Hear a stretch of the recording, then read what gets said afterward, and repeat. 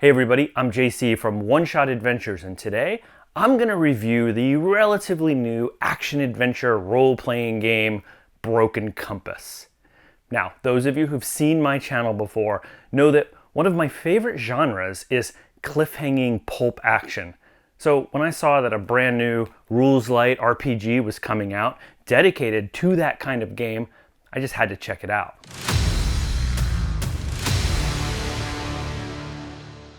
Now, before I dive into my review of Broken Compass, I'm going to give you a little context on the types of RPGs that I like, so that you can better see where my ups and downs come from. I think understanding what kind of games a reviewer really likes will just make this a better review, and you can see if my likes match up to yours at all. I grew up with a lot of Dungeons & Dragons, and I think 5th edition is a perfectly solid version of those rules. Although I still personally prefer old school role-playing game that I find to be more dangerous and faster paced. I also really love skill-based systems, games like Call of Cthulhu, which I find so easy to teach to people, and it is just amazingly supported with so many well-written adventures that it's so easy for me as a game master to just find something and run it. I also like games like GURPS, which is so customizable and flexible that I can run a game in practically any genre, and my players can create almost any type of character from movies, TV, or literature without a ton of extra work. While those 3 games are probably my mainstays, I'm familiar with a lot of other role-playing game systems, ranging from the old D6 Star Wars system to Savage Worlds to newer games like Alien and Vaesen. Vaesen? So really, I think that different systems are good at different types of games, and hopefully you can tell that I'm fairly agnostic when it comes to game systems. Okay, so Broken Compass. I'm going to do this review with an ups and downs system, so if I like something, it gets an up, and if I'm giving something the side eye, it gets a down. Here we go. Broken Compass is 100% about action-adventure. It's also a generic role-playing game, which means that its main book flexibly covers most modern time periods. But then there's expansion books that go into more detail on popular time periods outside of the modern ones, like 1930s pulp action, which I absolutely love, but also things like pirates and even Jules Verne-style exploration adventures. Honestly, you can do most action games with just the core rules. But the fact that the designers built this game for almost any action-adventure genre and already have expansions for some of the most popular ones, well, that gets Broken Compass its first up. Now, let's talk about the game system. How does this all play out in reality? Well, every hero in Broken Compass has 6 attributes. They call them fields in this game, but I'm just going to call them attributes. And every hero has a list of 18 skills. So let's talk about Jack Hunter, our action hero of this video. Here's Jack Hunter's character sheet. You can see he's a classic action hero, good at fighting and driving and brawling, that sort of stuff. When a player in Broken Compass wants to do something with some amount of risk, they're going to pick one of those skills and then roll a handful of 6-sided dice equal to how many diamonds they have in their skill plus the attribute above it. So let's imagine an intense chase sequence where our hero, Jack Hunter, is in an old Jeep and he's chasing the villainous Dr. Scorpio. Then they're both barreling down a twisty mountain road at 100 miles per hour.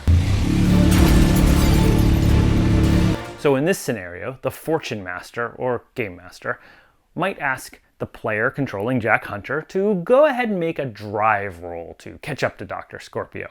Well, Jack has 3 diamonds in guts and 2 in drive, so he's going to roll 5 6-sided dice. So unlike most games, the numbers that you roll on the dice really don't matter. More like Yahtzee or poker, you're looking for matches. If you get 2 of a kind, like this, you get a basic success. 3 of a kind, you get a critical success.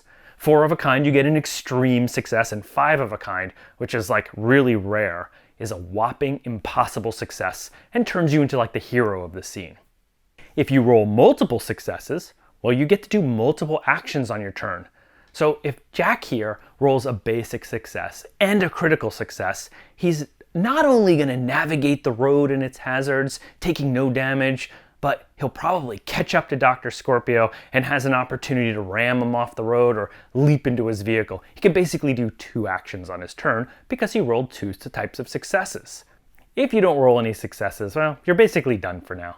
But as long as you roll at least 1 success, you have the option of taking a risk and re-rolling the non-matching dice. If the second roll adds to your successes, awesome, like you're doing really good. But if you don't roll any more successes, you actually lose one of your previous successes. You can even do this a 3rd time, going all or nothing. And if you fail on that roll, well, you lose all of your successes, and the Fortune Master is probably going to have something really bad happen to you. So as you can tell, the core system here is sort of a push your luck system.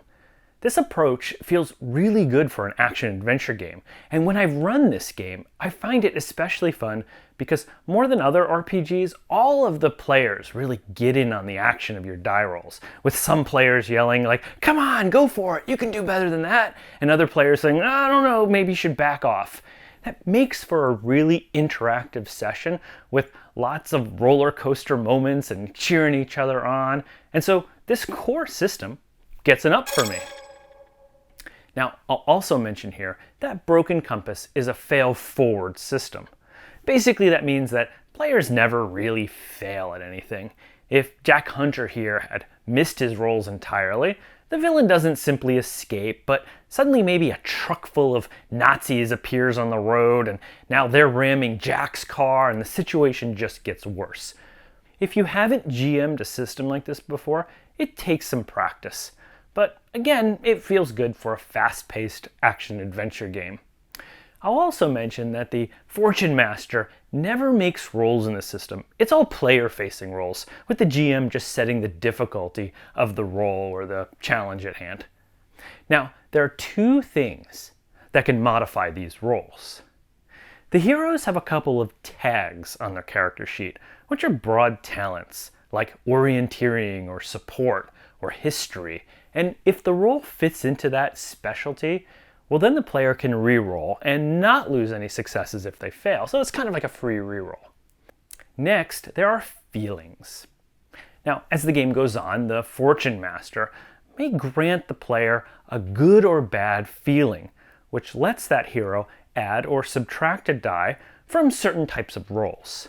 So for example, let's say that Jack Hunter comes up with a really clever plan. He's gonna ram Dr. Scorpio off a cliff, and he rolls really, really well. The players cheer, and the Fortune Master says, "That was amazing." So now he tells Jack Hunter that he feels powerful, which now gives Jack an advantage on future action rolls, which is an extra die to roll. The reverse can happen too. If Jack has a really bad plan and decides to push Dr. Scorpio through an open market, and suddenly he's crashing through it and he screws up his rolls, and now Jack's got underwear on his head as he's barreling through a place, well, the game master might say, "Ooh, you know what? You kind of feel embarrassed." And now Jack's going to get a penalty on future society rolls, at least until he can take a break and recover from this embarrassing situation. Hey guys, you didn't see that, did you? I love these feelings. They're really fun and cool and super simple to understand, so they get an up. But I wish there was more guidance for the game master on when to give out feelings. And there's a lot of different feelings, so this is probably the hardest learning curve for a GM of Broken Compass. They do make cards available for all the feelings, and there's dozens of them. And I totally encourage you to print them out and familiarize yourself with them before you play, or else you might forget at a key point in the adventure. When I think about the adventures I've run with Broken Compass, after I finish a session, I think of like 4 or 5 times that I probably should have given out a feeling to a player and just forgot to. I also have a nitpick here, but it's pretty material. Broken Compass uses the words advantage and disadvantage to talk about adding or subtracting a die from your dice pool. But let's be honest, Dungeons & Dragons has already claimed the terminology advantage and disadvantage to mean a reroll, and Broken Compass is already filled with reroll mechanisms as well, so this actually gets pretty confusing to players. When I play this, I actually end up saying, take a bonus die or take a penalty die to clear up any confusion and talk about this system of adding or gaining dice, because every time I screw up and say advantage or disadvantage, players would re-roll. I think RPG publishers have to be more careful and be aware of the common terminology that other games, especially ones as popular as Dungeons & Dragons, use. So for this needless and clumsy verbiage confusion, I'm giving Broken Compass a down. I'll talk about combat a little bit, although it really just uses the same system I just described. Common thugs and Nazi goons require basic successes to wound. Bosses require critical successes, and big elder gods might require extreme successes to injure. You can treat a whole group of enemies in Broken Compass as a single enemy, so that one Nazi thug might be a basic enemy, but a whole squad of machine gun wielding Nazis might just count as one critical enemy. Every bad guy in this system has 3 hit points. So if you roll multiple successes on your turn, you can actually just take them out in one go. Let's talk about an example. If Jack Hunter is fighting a squad of Nazis, let's call them a single critical enemy. Well, that means they require 3 critical successes to destroy. So if on his turn, Jack Hunter shoots at the bad guys and rolls 2 critical successes, well, they're almost dead. And maybe his buddy can get another one and wipe them out. Or if Jack Hunter rolls a better success than necessary, in this case, let's say he rolls an extreme success, he actually just guns them all down in a single effort. There's also rules options for using your extra successes to run for cover or reload your gun, so players who want a little bit of extra crunch in the combat system, they can find it. But overall, combat is really fast and easy to run, so I'm throwing it an up. Now, assuming the enemies survive a round of combat, they're going to blast the players back, requiring players to make a roll to survive whatever damage the enemies are throwing at them. So maybe one of those Nazi thugs throws a grenade at the whole group of players. Now the Fortune Master is going to say, everyone needs to make a critical tough roll to survive that blast. If the heroes fail a danger roll, they lose luck points. Every hero has 10 luck points, and if they ever run out of luck, they have to spend their one and only fortune coin to survive. That's right, players have a single coin called the fortune coin, and they can also use these to do cool things during the adventure, like generate automatic successes or save a precious item for danger. There's a cool twist with these coins too, that anytime you use it, you actually get to flip it. And if you flip heads, you get to keep it. But if you flip tails, well, the Game Master gets it. This system gets an up because it adds more fun and stress to the decision on whether or not you use your coin for something awesome, or do you save it in case you need to survive. Now, the Game Master doesn't actually do anything with the coins he collects from players, which I kind of found to be disappointing. I mean, I don't get to roll dice in this game because Broken Compass is a player-facing system, so can I at least spend some coins to throw extra challenges to my players or surprise them with plot twists? I think it could have been really cool if you had a light system where a Game Master can use coins to do things like save a villain from certain death or add a new complication to a scene.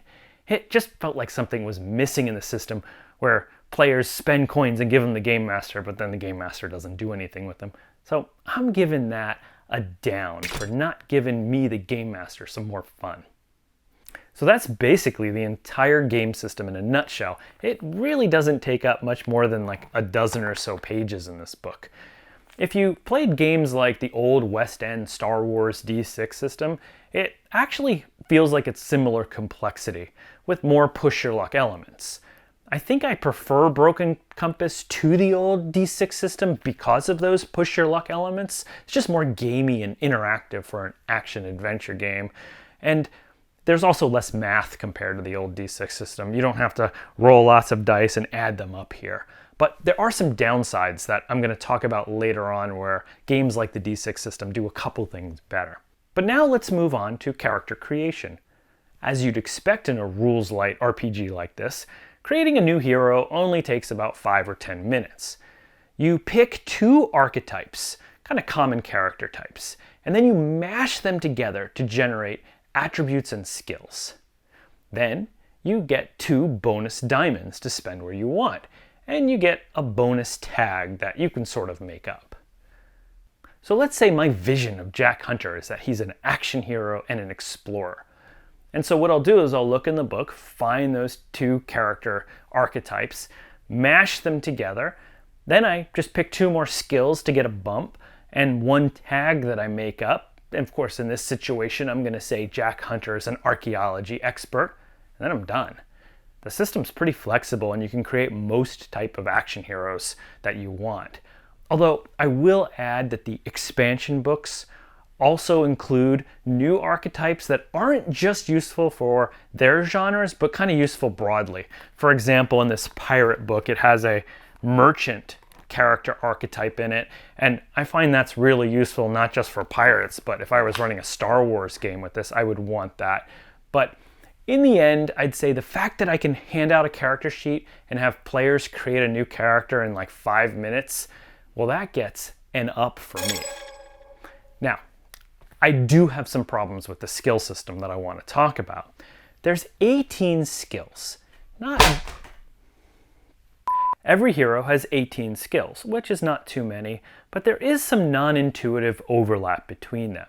For example, the stunt skill says it's for doing things in dangerous situations like jumping from train to train or climbing, but the scout skill talks about how it's also good for things like climbing. So I just had to make this more specific for my players and say, okay, the stunt skill is very specifically for like moment-to-moment danger, like leaping across a chasm, while the scout skill, well, that's really for extended challenges, like if I'm climbing up a mountainside to get to a temple. Like, it's pretty easy to figure out, but I do wish that the descriptions of these skills were a little bit more clear. I just want to point out that my complaint here is not at all about shrinking the skill list. I actually think in a modern game, you need a reasonably large skill list to help characters separate out from each other and have specialties that I have that you don't have, because most modern games don't have character classes, so you need something to make sure characters are different from each other. But in Broken Compass, it also has the reverse of the problem with overlapping skills. It has skills that I think are far too broad. For example, there's a culture skill, which basically covers knowing anything on the planet. Like, it includes history and archaeology and occultism and astrophysics and biology, and I think that's just way too broad. And you could end up with a type of character who's just a know-it-all, and that makes it less fun for other players. I would have split this skill up into at least sciences and cultures to kind of make that a little better. So I hate to say it, but the overlapping nature of the skill list and the fact that some are too broad, well, that's going to get it down for me. But I hope they easily clean this up in the next edition. The other issue with the skill system is that it's limited when it comes to character advancement and growth. Because there's not a lot of granularity in these skills, you just can have 0 to 3 diamonds in one. Any advancement is a big deal. And so you can actually max out your characters pretty quickly. And that causes a problem because now, again, characters are all going to start feeling the same because it's so easy, even if I am a know-it-all historian, to throw another dot in like shooting, and now I'm as good as that action hero pretty much. So they have a system for like adding scars and experiences, which give you bonuses when you're in similar situations, but overall, the advancement system here is pretty lightweight, and back when I mentioned that the D6 system did a couple things better, that's one where it does. You can more easily have characters grow session to session and session in that system, versus Broken Compass, where you kind of just hit the limit really soon. Now, for one-shot campaigns, like, this is all fine, it doesn't matter, nobody will care. But if you want to keep playing the same game and the same characters again and again, they're just all going to feel alike and really probably too powerful after a few sessions. So I wish there was more ways that you could advance characters in this game. Like, maybe there was a new way you could use your coin after a couple sessions, or some powerful one-time feelings that you could only earn that were unique to your character, or I don't know. But overall, the advancement system, that's going to get it down for me. Now, one thing I do like is that the book includes lots of optional rules that the GMs can layer onto their game. There's a hardcore mode for groups that want more danger. There's a whole mechanism for a doomsday clock, which tracks like where your nemesis is and how close he is to reaching the same goal that you have. Expansion books add genre rules like dueling in the Pirates game. There's also several adventures in each book, written in screenplay format, which I don't especially love, but it does make them pretty quick and easy to prep and run. I do like how Broken Compass includes lots of plugins, and so that's an up for giving me, the GM, extra flexibility in how I want to run my game. The production values of Broken Compass are really good. The books are full of nicely illustrated color pictures. The art's really well done. This has got like a faux leather cover and even room for a pencil. That's pretty cool. One quirk though with the production values of the game is that the 4 sample heroes, which are all clearly based on celebrities, reappear in every other book with just different costumes on. So sometimes you get The Rock as an action hero, and sometimes you get him dressed as a pirate. Well, I'm sure that some of you are rolling your eyes at the ridiculousness of this. I'm gonna give this an up because I found it silly and fun, and it made me laugh. Go ahead, yell at me in the comments, but I have a man crush on The Rock in a pirate costume. Finally, I'm gonna talk about Broken Compass's virtual tabletop support. I've used Roll20 in the past, but lately I've switched on to Foundry, so I can really only speak to the Foundry support. I didn't see Roll20 support, but maybe I just missed it. And overall, well, Broken Compass has just got the bare minimum support on Foundry Virtual Tabletop. It supports the system for rolling and the character sheets are there, but it makes you figure out how many dice to roll, and you can't just click on your character sheet to roll automatically and try to shoot somebody, which is how most other systems are doing their virtual tabletop support now. Also, there's no support for vehicles or bad guys or danger rolls or feeling. Come on, Two Blind Mice, like get the system better supported in virtual tabletop. That's just so important these days, because until you do, the VTT support for Broken Compass, well, that's getting it down. So I've gotten Broken Compass at the table a few times, and overall, it's a system I like. Here's who I think this game is for.